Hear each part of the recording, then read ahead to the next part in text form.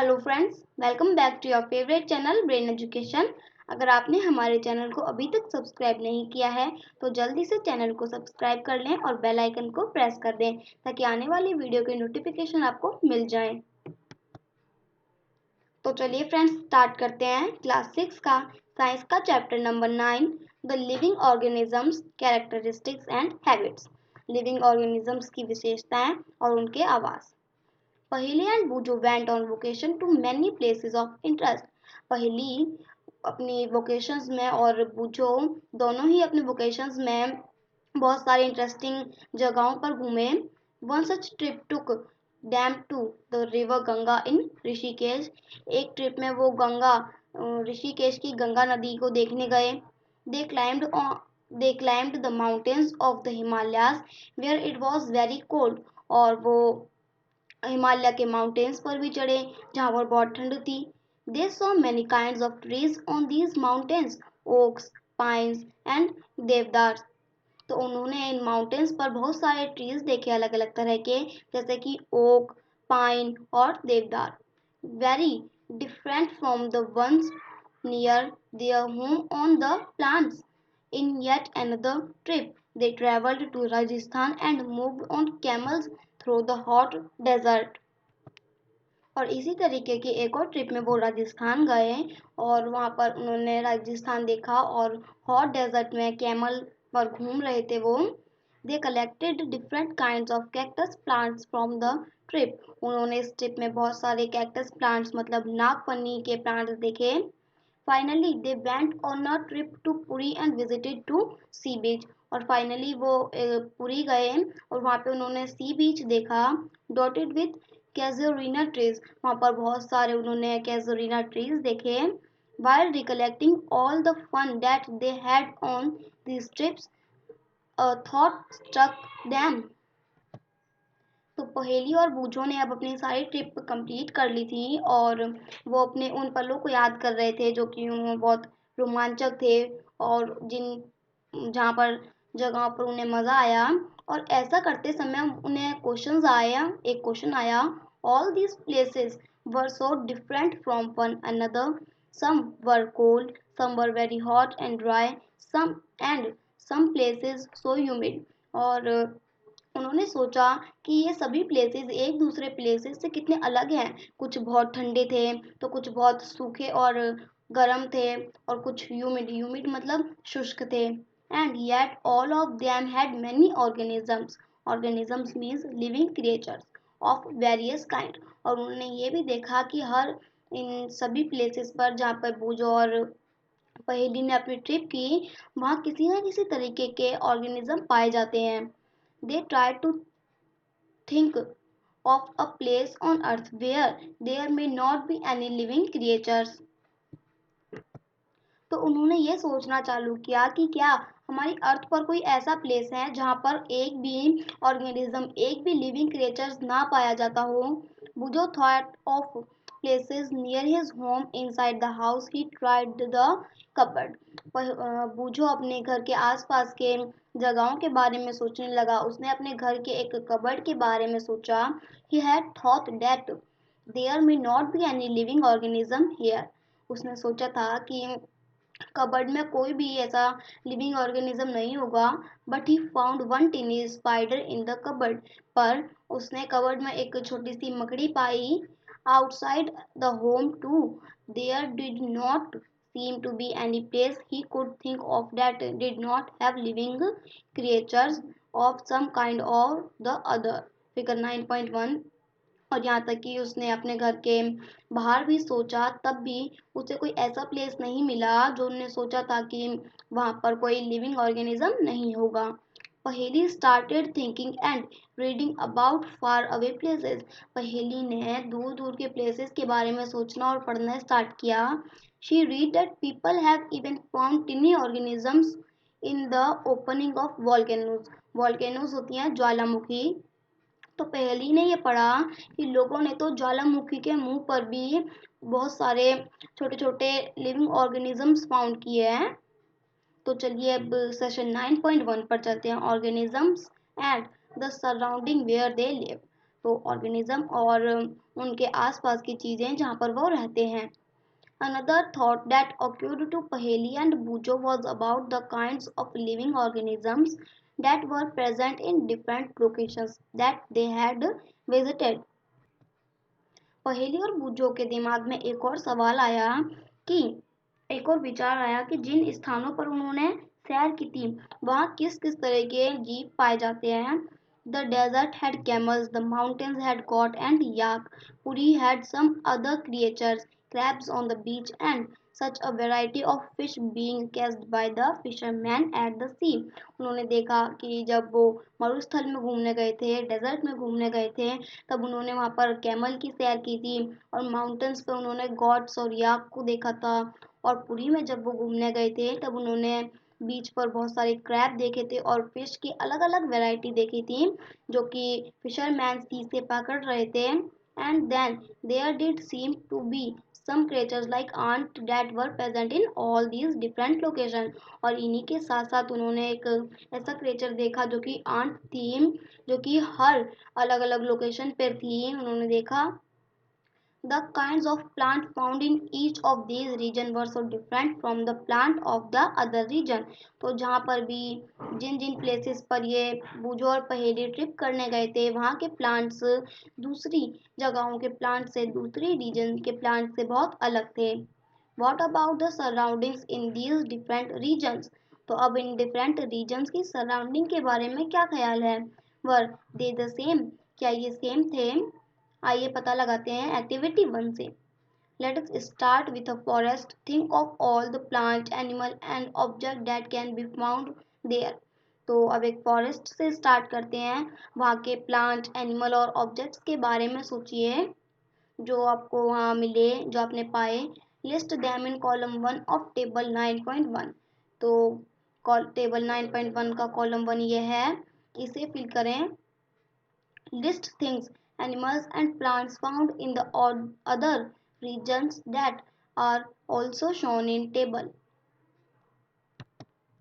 और दूसरी things, animals और प्लांट के बारे में भी जो अदर रीजन्स में पाए जाते हैं उनके बारे में भी हम इस टेबल में लिख सकते हैं। You can collect the examples scattered through this chapter to fill table 9.1। आप इस टेबल को फिल करने के लिए कुछ अलग अलग दूसरे रीजन्स के थिंग, एनिमल्स और प्लांट के बारे में भी लिख सकते हैं। You can collect the examples scattered through this chapter to fill table 9.1। तो इस चैप्टर में जो भी एग्जाम्पल्स बताए गए हैं इस टेबल को भरने के लिए आप उन्हें भी ले सकते हैं टेबल 9.1 को फिल करने के लिए। Discuss also with your friends, parents and teachers to find more examples to fill the tables। अब आप अपने फ्रेंड्स, टीचर्स और पेरेंट्स से भी डिस्कस कर सकते हैं इस टेबल को फिल करने के बारे में और एग्जाम्पल इसमें डालने के लिए। You can also consult many interesting books in libraries that talk of animals, plants and minerals of different regions। आप कुछ ऐसी बुक को भी पढ़ सकते हैं अपनी लाइब्रेरीज में से जो कि अलग अलग रीजन के एनिमल्स, प्लांट और मिनरल्स के बारे में हमें बताता है। Try and include many plants, animals and objects big and small in each of the columns in this table. आप इस टेबल में और चीज़ें और प्लांट और एनिमल्स और ऑब्जेक्ट्स चाहे वो बड़ी हों चाहे छोटी हों उन्हें भी इस टेबल में इंक्लूड कर सकते हैं। What kind of objects will we find that may not be animals or plants। तो हमने इस टेबल को फिल करने के बाद क्या देखा कि क्या कोई ऐसी ऑब्जेक्ट यहाँ पर है जो कि एनिमल और प्लांट नहीं है। Perhaps parts of plants like dried leaves or parts of animals like bones। तो हमने शायद हो सकता है हमारे इस टेबल में प्लांट का कोई ऐसा पार्ट हो जैसे कि ड्राइड लीव्स और एनिमल का कोई पार्ट हो जैसे कि bones. We may also find different kind of soils and pebbles। और इसी के साथ साथ हम कुछ अलग अलग तरह की soils और pebbles भी देखते हैं। Water in the oceans may have salts dissolved in it as discussed in chapter 5। There could be many more objects। जैसा कि हमने चैप्टर 5 में पढ़ा था कि जो ओशन का वाटर है उसमें बहुत सारी मात्रा में सॉल्ट डिसॉल्व होता है। तो there could be many more objects। यहाँ बहुत सारी ऑब्जेक्ट्स और भी हो सकती हैं। As we go through the chapter keep adding more examples in table 9.1। Table 9.1 को फिल कर देते हैं। हम आगे चैप्टर को जानने से पहले we will discuss the table as we travel through many more interesting places. हम इस टेबल के बारे में, जो टेबल 9.1 है, और डिस्कस करेंगे जैसे जैसे हम इस चैप्टर में अलग अलग जगहों पर ट्रैवल करेंगे, अलग अलग प्लेसेस के बारे में जानेंगे। तो चलिए सेशन 9.2 पर चलते हैं, habitats and adaptations. What do you find from the plant and animals listed in activity 1? तो आपने जो एनिमल्स और प्लांट्स को एक्टिविटी 1 में लिस्ट किया था उससे आप क्या फाइंड करते हैं? Did you find a large variety in them? क्या आप इनमें एक बड़ी मात्रा में वेराइटी, अलग अलग भिन्नता देखते हैं? Look at what you have entered in the column for the desert and the column for the sea in table 9.1. Look at what you have entered in the column for the desert and the column for the sea in table 9.1. अब जो table 9.1 का आपने column C वाला column और desert वाला column भरा था उसे देखिए ध्यान से। Did you list very different kind of organisms in these two columns? क्या आपने इन दोनों कॉलम्स में अलग अलग तरह के ऑर्गेनिजम्स को फिल करा? What are the surroundings like in these two regions? इन दोनों regions में किस तरह की surroundings हैं? In the sea, plant and animals are surrounded by saline. Saline means salty water. Most of them use the air dissolved in water. तो जो सी में plants और एनिमल्स रहते हैं वो उनके आसपास सिर्फ सैलिन वाटर होता है और वो सांस लेने के लिए सी में जो मात्रा घुली होती है ऑक्सीजन की उसे यूज करते हैं। There is very little water available in the desert. Desert में बहुत कम मात्रा में पानी अवेलेबल होता है। It is very hot in the day time and very cold at night in the desert. और ये रात में बहुत ठंडा होता है और दिन में बहुत गर्म हो जाता है। The animals and plants of the desert live on the desert soil and breathe air from the surrounding. इनके डेजर्ट में जो एनिमल और प्लांट रहते हैं वो सॉइल में रहते हैं और अपने आसपास की जो हवा है उससे सांस लेने के लिए यूज करते हैं। The sea and the desert are very different surroundings. तो जो सी है और डेजर्ट है वो बहुत अलग अलग सराउंडिंग्स हैं उनके। And we find very different kind of plant and animals in these two regions. और इन दोनों रीजन्स में हमने इनके अलग अलग प्लांट्स और एनिमल्स देखे। Isn't it? क्या ऐसा नहीं है? Let us look at two very different kind of organism from the desert and the sea. आइए अब डेजर्ट और सी के कुछ अलग अलग ऑर्गेनिजम्स के बारे में जानते हैं। कैमल और fish. The body structure of a camel helps it to survive in desert condition. तो जो जिस तरीके से कैमल की बॉडी का स्ट्रक्चर होता है वो कैमल को डेजर्ट में सर्वाइव करने में, डेजर्ट की कंडीशन में सर्वाइव करने में हेल्प करता है। Camels have long legs which help to keep their bodies away from the heat of the sand. Figure 9.2 ये रहा। तो इसमें बताया जा रहा है कि जो कैमल होते हैं उनके लंबे लंबे पैर होते हैं जो कि उनकी बॉडी को सैंड की हीट से बहुत दूर रखते हैं। They excrete small amount of urine. Their dung is dry and they do not sweat. ये अपनी शरीर में से बहुत कम मात्रा में वाटर निकालते हैं और इनका जो डंग होता है वो भी ड्राई होता है और ये ज़्यादा पसीना भी एक्सक्रीट नहीं करते। Since camels lose very little water from their bodies they can live for many days without water. तो जैसा कि हमने देखा कैमल्स अपनी बॉडी में से बहुत कम वाटर लूज करते हैं। तो इसी खास बात से और इसी खासियत से वो बिना बहुत दिनों तक बिना पानी के रह सकता है कैमल डेजर्ट में। Late us look at different kind of fish. आइए अब अलग अलग फिश के बारे में जानते हैं। Some of these are shown in figure 9.3। कुछ 9.3 में दिखाई गई हैं ये फिश हैं। यहाँ पे ये फिश है, ये फिश दिखाई गई है, ये है। There are so many kind of fish, but do you see that they all have something common about their shape? आपने देखा कि यहाँ पर बहुत सारी अलग अलग मछलियाँ हैं, बट क्या आपने इनमें कुछ कॉमन देखा? हाँ, इनके शेप के बारे में क्या आपने कुछ कॉमन देखा? All the ones shown here have the streamlined shape that was discussed in chapter 8. और हर किसी मछली में स्ट्रीमलाइंड शेप है, जैसा कि हमने चैप्टर 8 में डिस्कस किया था। This shape helps them move inside water. यही शेप इन्हें पानी के अंदर मूव करने में हेल्प करता है। Fish have slippery scale on their bodies. तो जो फिश होती हैं उनकी बॉडी पर एक स्लिपरी स्केल होता है। These scales protect the fish and also help in easy movement through water. ये स्केल फिश को प्रोटेक्ट करता है और इसके साथ साथ वो पानी में भी मूवमेंट करने में उसकी हेल्प करता है।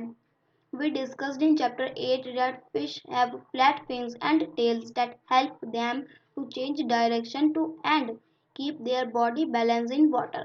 Chapter 8 में हमने पढ़ा था कि मछलियों पे मछलियों के पास फ्लैट फिन्स और टेल्स होती हैं जो उन्हें डायरेक्शन चेंज करने में मदद करती हैं और उनकी बॉडी को वाटर में बैलेंस बनाए रखने में उनकी हेल्प करती हैं। Gills present in the fish help them to use oxygen dissolve in water. तो जो गिल्स मतलब गलफड़े जो होते हैं वो पानी में जो ऑक्सीजन घुला होता है उसे यूज करने में फिश की हेल्प करते हैं।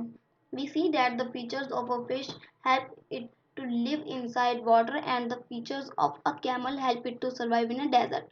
तो हमने देखा कि किस तरीके से फिश के जो फीचर्स हैं वो उसे पानी के अंदर रहने में उसकी हेल्प करते हैं और इसी के साथ साथ हमने कैमल के जो फीचर्स हैं वो इस डेजर्ट में किस तरीके से रहने में सरवाइव करने में उनकी हेल्प करते हैं।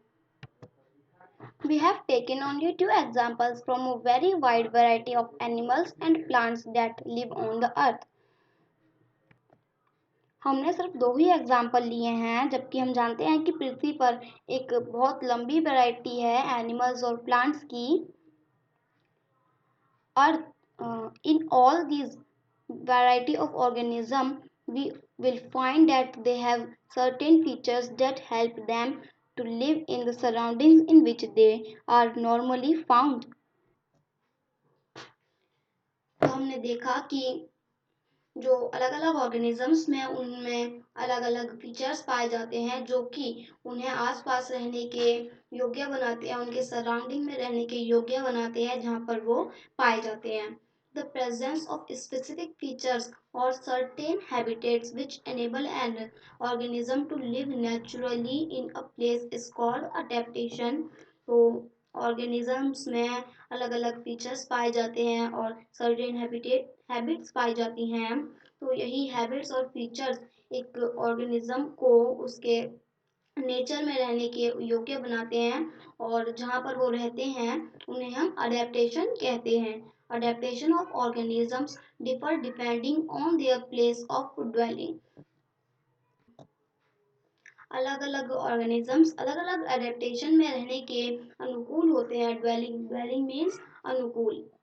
That is why a fish cannot live out of water and a camel cannot live in the sea। इसीलिए एक फिश कभी भी वाटर से बाहर नहीं रह सकती और एक कैमल कभी भी सी के अंदर नहीं रह सकता। The place where organisms live is called habitat। तो जहाँ पर अलग अलग ऑर्गेनिजम्स रहते हैं उस प्लेस को हम हैबिटेट कहते हैं। हैबिटेट मीन्स अ ड्वेलिंग प्लेस, मतलब एक home. The habitat provides food, water, air, shelter and other needs to organisms। तो habitat ऑर्गेनिज्म को फूड, वाटर, शेल्टर, एयर और दूसरी चीजें प्रोवाइड करती है जो कि ऑर्गेनिज्म को चाहिए होती हैं। Several kinds of plants and animals live in the same habitats। कुछ तरह के ऑर्गेनिजम्स एक ही हैबिट में रहते हैं। एक ही जो चाहे वो प्लांट हो चाहे एनिमल्स हो वो एक ही तरह के हैबिट में रहते हैं। अलग अलग तरह के प्लांट्स और animals. The plants and animals that live on land are said to live in terrestrial habitats। तो जो प्लांट्स और एनिमल्स लैंड पर रहते हैं, जमीन पर रहते हैं, वो टेरेस्ट्रियल हैबिटेट्स कहलाए जाते हैं। टेरेस्ट्रियल हैबिटेट्स मतलब स्थलीय आवास। Some examples of terrestrial habitats are forests, grassland, desert, coastal and mountain regions. तो जो फॉरेस्ट है, ग्रासलैंड है, डेजर्ट, कोस्टल और माउंटेन है, वो कुछ एग्जांपल हैं टेरेस्ट्रियल हैबिटेट्स के। One on the other hand, the habitats of plants and animals that live in the water are called aquatic habitats. और यहीं दूसरे हाथ पे जो प्लांट और एनिमल्स वाटर में रहते हैं उन्हें हम एक्वेटिक हैबिटेट्स कहते हैं। एक्वेटिक हैबिटेट्स मीन्स जलीय आवास। तो लेक्स, रिवर्स, ओशंस कुछ एग्जांपल्स हैं एक्वेटिक हैबिटेट्स के। There are large variations among terrestrial habitats like forest, grasslands, desert, coastal, mountain regions located in different part of the world. तो जैसे कि ग्रासलैंड है, फॉरेस्ट है, डेजर्ट है, कोस्टल है, माउंटेन रीजन्स हैं जो कि अलग अलग अलग अलग जगहों में पाए जाते हैं पूरे वर्ल्ड के। तो ये सभी टेरेस्ट्रियल हैबिटेट्स के कुछ अलग अलग वेरिएशंस हैं। The organisms, both plant and animal living in a habitat, are its biotic component. तो जो प्लांट और एनिमल्स दोनों ही किसी हैबिटेट में पाए जाते हैं उन्हें हम बायोटिक कंपोनेंट्स कहते हैं। बायोटिक कंपोनेंट्स मीन्स जैव घटक। The non-living things such as rock, soil, air and water in the habitat constitute its abiotic components. तो जो रॉक है, पत्थर है, सॉइल है, हवा है, वाटर है, वो पाए जाते हैं हैबिटेट्स में, उन्हें हम अबायोटिक कंपोनेंट्स कहते हैं। Are sunlight and heat biotic और अबायोटिक कंपोनेंट्स। तो जो सनलाइट और हीट है क्या वो बायोटिक है और अबायोटिक है? तो वो अबायोटिक कंपोनेंट्स हैं। We know that some plants grow from seeds. हम जानते हैं कि कुछ प्लांट सीड से ग्रो करते हैं। Let us look at some abiotic factors and their effects on seeds as they grow in the young plants. आइए अब हम बीज अंकुरण से नए पौधे बनने की प्रक्रिया में कुछ अजैव घटक के बारे में जानेंगे। Activity 2. Recall Activity 5 in Chapter 1. We made sprouts from moong and चना seeds. अब एक्टिविटी 5 को जो चैप्टर 1 में हमने की थी उसे याद कीजिए। उसमें हमने मूंग और चना के सीड्स स्प्राउट किए थे। When the seeds turned into a sprout, it is said to have germinated. तो जब सीड स्प्राउटेड हो जाते हैं तो अब हम उन्हें कहते हैं कि ये सीड्स जर्मिनेटेड मतलब अंकुरित हो गए हैं। This is the beginning of life of a new plant. तो ये एक नए प्लांट के लाइफ की शुरुआत होती है। Collect some dry moong seeds, keep 20-30 seeds aside and soak the rest in water for a day. आप कुछ करीबन 20-30 सीड्स मूंग सीड के कलेक्ट कीजिए और इन्हें पानी में एक दिन के लिए भिगा के रख दीजिए। Divide the soaked seeds into 4 part. अब इन सीड्स को 4 पार्ट में डिवाइड कर लीजिए। Keep 1 part completely submerged in water for 3-4 days. जो पहला पार्ट है उसे 3-4 दिन के लिए पूरी तरीके से पानी में सबमर्ज्ड रहने दीजिए। Do not disturb the dry seeds and those submerged in water. तो अब जो सीड्स ड्राई हैं और जो सीड्स वाटर में अभी भी डली हुई हैं उन्हें डिस्टर्ब ना करें। Keep 1 part of soaked seed in a sunny room and another in a completely dark region like a cupboard that does not allow any light to come in. और सेकेंड पार्ट को किसी Sunny room में रख दीजिए और जो third part है उसे कम्प्लीटली एक अंधेरे वाले रूम में रख दीजिए। जैसा कि कबर्ड है, कबर्ड अपने अंदर किसी भी लाइट को पास नहीं करने देती। Keep the last part in very cold surrounding. और एक पार्ट को जो लास्ट पार्ट बचा है उसे बहुत ठंडी जगह पर रख दीजिए। से इन रेफ्रिजरेटर और विथ आइस अराउंड देम। और हम ऐसा भी कह सकते हैं कि हम उन्हें फ्रीज में रख दें या फिर किसी उनके आसपास आइस रख दें। Rinse them and replace the water every day. अब उन्हें डेली देखिए और जो पार्ट 1 की सीड्स थी उन्हें डेली उनका वाटर चेंज कीजिए। What do you notice after a few days. अब कुछ दिनों के बाद आप क्या देखते हैं, do the seeds in all the 5 condition germinated uniformly. क्या आप देखते हैं कि जो पांचों सीड्स थी वो एक समान मतलब यूनिफॉर्मली जर्मिनेट हो गई हैं। Do you find slower or no germinated in any of these. क्या इन 5 पार्ट्स में से कोई आप ऐसा पार्ट देखते हैं जो बहुत धीरे धीरे जर्मिनेटेड हुआ हो या फिर जर्मिनेट ना हुआ हो। Do you realize that abiotic factors like air, water, light and heat are important for the growth of plant। तो अब आप मानते हैं, क्या अब आपको रियलाइज होता है जो अबायोटिक फैक्टर्स हैं जैसे कि हवा, पानी, लाइट और हीट वो पौधों की ग्रोथ के लिए जरूरी होती है। In fact abiotic factors are important for all living organisms. और यहाँ तक कि लिविंग ऑर्गेनिजम्स के लिए भी अबायोटिक फैक्टर्स इम्पोर्टेंट होते हैं। We find that organisms exist in very cold as well as very hot climates, isn't it? हम देखते हैं कि कुछ ऑर्गेनिजम्स बहुत ठंडी जगह पाए जाते हैं और कुछ ऑर्गेनिजम्स बहुत हॉट जगह पर पाए जाते हैं। क्या ऐसा नहीं है? How do they manage to survive. वहाँ सर्वाइव करने में ये ऑर्गेनिज्म किस तरीके से मैनेज करते हैं। Adaptation is the method by which organisms get well adjusted to the climate. तो अडेप्टेशन एक मेथड है जिससे ऑर्गेनिज्म जिस जगह पर वो रह रहा है उसे जल्दी से एडजस्ट कर सकता है। Adaptation does not take place in a short time because the abiotic factors of a region also change very slowly। Adaptation ज़्यादा प्लेस नहीं लेता और शॉर्ट टाइम लेता है क्योंकि जो अबायोटिक फैक्टर्स हैं, अजैव घटक हैं, वो हजारों सालों के बाद उनमें कोई परिवर्तन होता है, कोई चेंज होता है। Those organisms which cannot adapt to these changes die and only the adapted one survive। तो जो जंतु अपने आप को इन अडेप्टेशन में रहने के लिए सर्वाइव नहीं कर पाते वो मर जाते हैं। Organisms adapt to different abiotic factors in different veg.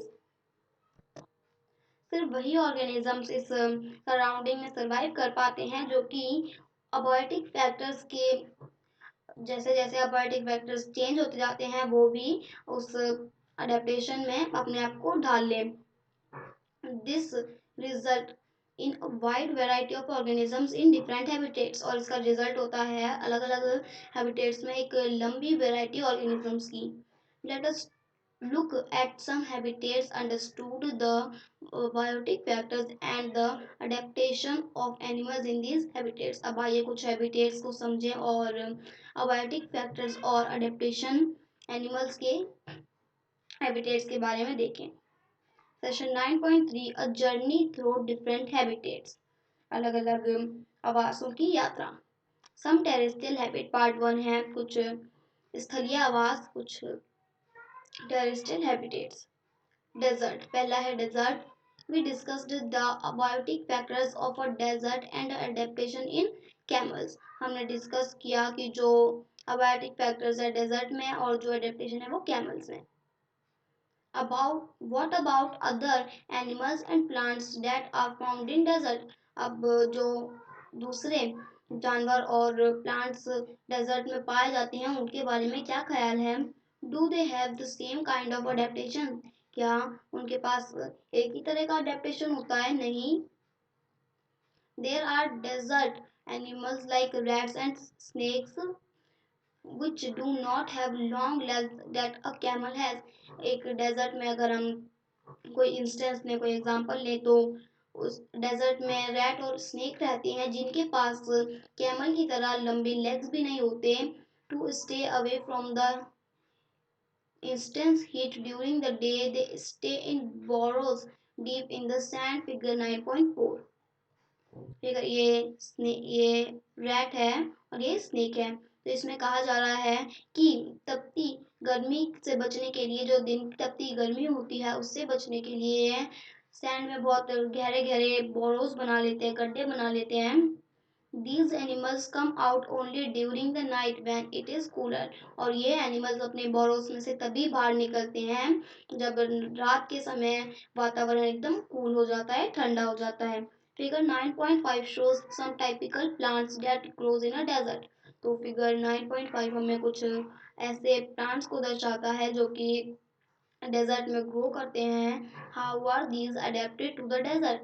तो ये डेजर्ट में अडेप्ट कैसे कर पाते हैं, किस तरीके से रह पाते हैं. आइए एक्टिविटी 3 को करके जानते हैं. Bring a potted cactus and a leafy plant to the classroom. अपनी क्लासरूम में एक पॉटेड कैक्टस और एक लीफी प्लांट ले जाइए. Tie polythene bags to some part of the two plants as was done for activity 4 in chapter 7. तो chapter 7 की activity 4 में जो हमने एक्टिविटी 4 की थी, जैसे कि हमने प्लांट्स के कुछ पार्ट्स पे पॉलीथीन बांधी थी, सेम इसी तरीके से करना है. Leave the potted plant in the sun and observe after a few hours. अब इन दोनों प्लांटेड जो पॉटेड प्लांट्स है उन्हें थोड़ी देर के लिए सन में रख दीजिए और कुछ घंटों के बाद देखिए व्हाट डू यू सी. अब क्या देखते हैं. Do you notice any difference in the amount of water collected in tube polythene bags. अब क्या आप इन दोनों प्लांट्स जो आपने पॉटेड किए थे उनकी पॉलीथीन में अमाउंट की वाटर अलग देखते हैं. Desert animal lose very little water through transpiration. तो जो डेजर्ट के प्लांट होते हैं वो ट्रांसपीरेशन द्वारा बहुत कम मात्रा में वाटर को ट्रांसपोर्ट करते हैं. The leaves in desert plant are either absent very small or they are in the form of spines. तो हम देखेंगे कि जो डेजर्ट के प्लांट्स होते हैं उनमें लीव्स एब्सेंट होती हैं, उनमें लीव्स होती ही नहीं है और उनमें छोटे छोटे लीव्स की फॉर्म में स्पाइस मीन्स कांटे होते हैं. This helps in reducing lose of water the from the leaves through transpiration. तो जो कैक्टस में आप पत्ती जैसे स्ट्रक्चर को देखते हैं वो इसका तना है. Photosynthesis in photosynthesis in these plant is usually carried out by the stem. तो photosynthesis इन plants में stem द्वारा carried किया जाता है. The stem is also covered with a thick waxy layer which helps to retain water in tissues of cactus. तो cactus के जो stem होते हैं उन पे एक लेयर होती है, थिक वैक्सी लेयर, जो कि वाटर रिटेन करने में कैक्टस की हेल्प करती है. Most desert plants have roots that go very deep in the soil for absorbing water. और डेजर्ट के ज़्यादा प्लांट्स में क्या होता है, उनकी जो रूट्स होती हैं वो बहुत लंबी होती हैं और सॉइल में वो बहुत नीचे तक जमी होती हैं ताकि वो वाटर अब्जॉर्ब कर सकें. तो चलिए अब पार्ट सेकंड पे चलते हैं. Mountain regions. These habitats are normally very cold and windy. तो ये हैबिटेट्स ज़्यादातर बहुत ठंडे होते हैं और हवादार होते हैं. In some areas snowfall may take place in winters. और ऐसे एरिया में ठंड के समय स्नोफॉल होता है. There is a large variety of plants and animals living in the mountain regions. यहाँ पर भी बहुत अलग अलग वेराइटीज हैं, बहुत सारी वेराइटीज हैं जो कि माउंटेन रीजन में प्लांट्स और एनिमल्स रहते हैं. Have you seen the kind of trees shown in figure 9.6. तो जो फिगर 9.6 में आपको ट्रीज दिखा रखे हैं, क्या आप जानती हैं किस तरीके के हैं. If you live in a mountain region or have visited one, you may have seen a large number of such trees. अगर आप किसी माउंटेन रीजन में रहते हैं या कभी आप वहाँ पर घूमने गए हैं तो वहाँ पर आपने ऐसे ट्रीज की बहुत सारी वैरायटी देखी होगी, बहुत सारे पेड़ आपने देखे होंगे. But have you ever noticed such trees naturally growing in other regions. क्या आपने इन प्लांट्स को, इन ट्रीज को दूसरे रीजन्स में ग्रो करते देखा है. नहीं. How are these trees adapted to the conditions prevailing in their habitat. तो ये जो ट्रीज हैं वो इतने ठंडे कंडीशन में भी किस तरीके से हैबिटेट बनाते हैं, किस तरीके से सरवाइव कर पाते हैं अपने आप को. These trees are normally cone shaped and having sloping branches. तो इन trees की जो शेप है वो कोन टाइप में होती है और इनकी जो ब्रांचेस हैं, शाखाएं हैं, वो स्लोपिंग होती हैं, ढलानदार होती हैं. The leaves of some of these trees are needle like. तो इनकी जो पत्तियां होती हैं वो एक निडल की तरह होती हैं. This helps the rain water and the snow to slide off easily. और ये स्नो वाटर और स्नो और रेन वाटर को नीचे गिराने में इस कोन टाइप ट्री की हेल्प करता है. There could be trees with shapes very different from these that are also present on mountains. Mountains में इन कोन टाइप ट्रीज के अलावा भी हमें बहुत सारे अलग अलग शेप वाले ट्रीज मिलते हैं देखने को. They may have different kind of adaptations to survive on the mountains. इनके पास अलग तरह की अडेप्टेशन होती है माउंटेन्स में सर्वाइव करने के लिए. Animals living in the mountain regions are also adapted to the condition here. Figure 9.7. ये एक स्नो लेपर्ड है और बी में याक है और सी में माउंटेन गॉट है. तो इसमें अब कहा जा रहा है कि जो एनिमल्स माउंटेन में रहते हैं वो भी इसी तरीके से अपने आप को इस अडेप्टेशन के तरह ही ढाल लेते हैं अपने आप को. दे हैव थिक स्किन और fur to protect them from cold. इनकी स्किन बहुत मोटी होती है या फिर इनके स्किन पर फर होते हैं, बाल होते हैं जिनकी वजह से ये ठंड से बच जाते हैं. For example yaks have long hair to keep them warm. अगर हम एग्जाम्पल के लिए लें तो याक के बहुत लंबे लंबे बाल होते हैं जो कि उसे कोल्ड से बचने में उसकी हेल्प करते हैं और उसे याक को वार्म रखते हैं एकदम. Snow leopard has thick fur on its body. तो स्नो लेपर्ड के बॉडी पर बहुत फर होते हैं इंक्लूडिंग फीट्स एंड टोज. इन फीट्स और टोज को छोड़कर. This protects its feet from the wool cold from the cold when it walks on the snow. और जो फीट और टोज पर भी इनके बाल होते हैं जो कि जब ये कोल्ड स्नो पर चलते हैं तो इन्हें ज़्यादा ठंडा नहीं लगता. The mountain God has strong hooves for running up the Rocky slopes on the mountains. और जो माउंटेन गॉड है, माउंटेन की गॉड है, उसके पास बहुत स्ट्रॉन्ग हूव्स होते हैं पहाड़ी चट्टानों पर भागने के लिए. As we go up in the mountainous regions, the surroundings change and we see different kinds of adaptation at different heights. जैसे जैसे हम माउंटेन्स में ऊपर की तरफ जाते जाते हैं हम सराउंडिंग्स में बहुत चेंज देखते हैं और वहाँ पर जो अलग अलग ऑर्गेनिजम्स रहते हैं उनके अडेप्टेशन में भी बहुत चेंज देखते हैं. तो चलिए अब थर्ड पार्ट पर चलते हैं, grassland. A lion lives in a forest or a grassland and is a strong animal that can hunt and kill animals like deer. तो जो एक एनिमल है वो फॉरेस्ट और ग्रासलैंड में रहता है और ये एक बहुत स्ट्रॉन्ग एनिमल है जो कि किसी भी जानवर को किल कर सकता है जैसे कि deer. It is light brown in colour. इसका कलर लाइट ब्राउन होता है.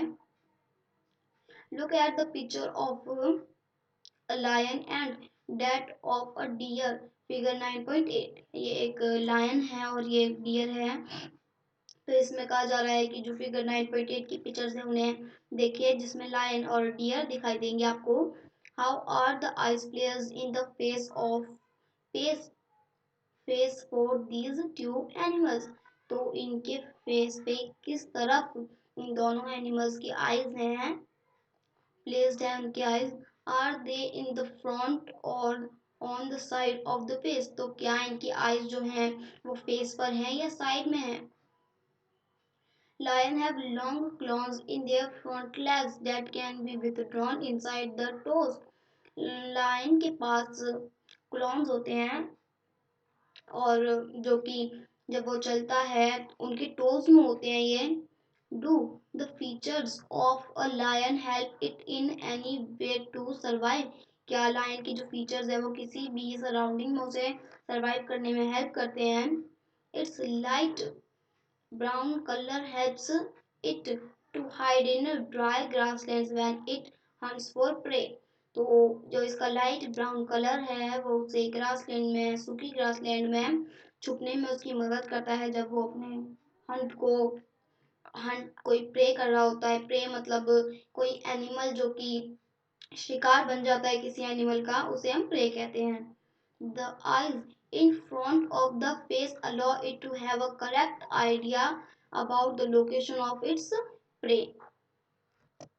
और जो इसके फेस में सामने की तरफ आइज होती हैं इसकी, वो इसे करेक्ट लोकेशन बताती हैं कि कहाँ पर उसे प्रे का आइडिया देती हैं कि कहाँ पर प्रे हो सकता है, शिकार हो सकता है। और deer is another animal that lives in forest and grassland. तो जो डियर है वो एक दूसरा एनिमल है जो कि फॉरेस्ट और ग्रासलैंड में रहता है। It has a strong teeth for chewing hard plant stem of the forest. इसके लंबे लंबे दांत होते हैं ताकि कोई हार्ड स्टेम है किसी प्लांट का तो वो चबा सके उसे। और deer needs to know about the presence of predators. एक एक डियर को पता होना चाहिए उसका प्रेडेटर का कि वो कहाँ है ताकि वो उससे भाग सके। प्रेडिटेटर्स मतलब जो एनिमल्स दूसरे एनिमल्स का शिकार करते हैं, शिकारी, उन्हें प्रेडिटेटर्स कहते हैं। The eyes on the side of its head allow it to look in all direction for danger. और इसकी जो आइज हैं वो इसे दोनों तरफ देखने में इसकी हेल्प करती है ताकि वो देख सके कि कहाँ खतरा है और कहाँ नहीं है। The speed of the deer helps them to run away from the predators. तो जो डियर की स्पीड होती है वो उसे उसके प्रेडेटर शिकारी से बहुत दूर, जल्दी दूर भागने में उसकी हेल्प करती है। There are many other features of a lion, a deer or other animals and plant that help them to live to survive in their habitats. शेर, एक डियर और बहुत सारे दूसरे एनिमल्स और प्लांट के उन अलग अलग फीचर्स उन्हें उनके सेफ रखते हैं और हैबिटेट में सरवाइव करने में उनकी हेल्प करते हैं। तो फ्रेंड्स आज की वीडियो में इतना ही, और ये था हमारा क्लास 6 का साइंस का चैप्टर नंबर 9 का पार्ट नंबर 1। पार्ट नंबर 2 के साथ हम जल्द मिलेंगे। जब तक के लिए हमारे चैनल को सब्सक्राइब कर लें और बेल आइकन को प्रेस कर दें और हमारी वीडियो को लाइक करें और शेयर करना ना भूलें। Thank you.